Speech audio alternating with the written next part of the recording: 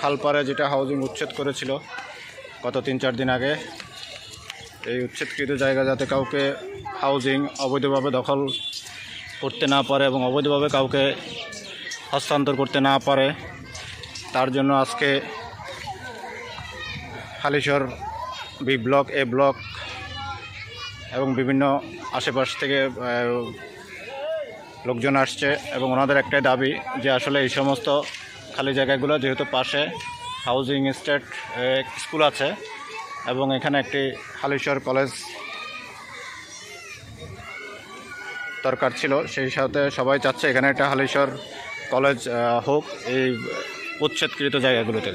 এলাকাবাসী সবাই আসলে আশা করি অবশ্যই আমাদেরকে সহযোগিতা করবেন যাতে একটি হালিশহরে পূর্ণাঙ্গভাবে একটি কলেজ প্রতিষ্ঠিত করা যায়। আজকে 17ই আগস্ট 2025। ধন্যবাদ সবাইকে।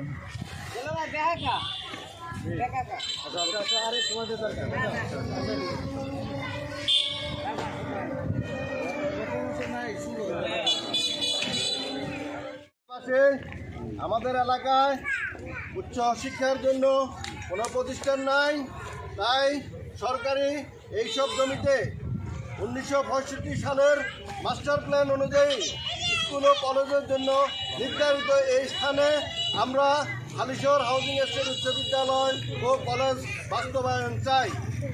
আমরা আপনাদের সবার সমর্থন চাই। আমাদের ভবিষ্যৎ প্রজন্ম যেন এই এলাকায় প্রতিষ্ঠিত কলেজে লেখাপড়া করতে পারে, এটা আমাদের এলাকাবাসীর দাবি। ধন্যবাদ আপনাদের সবাইকে।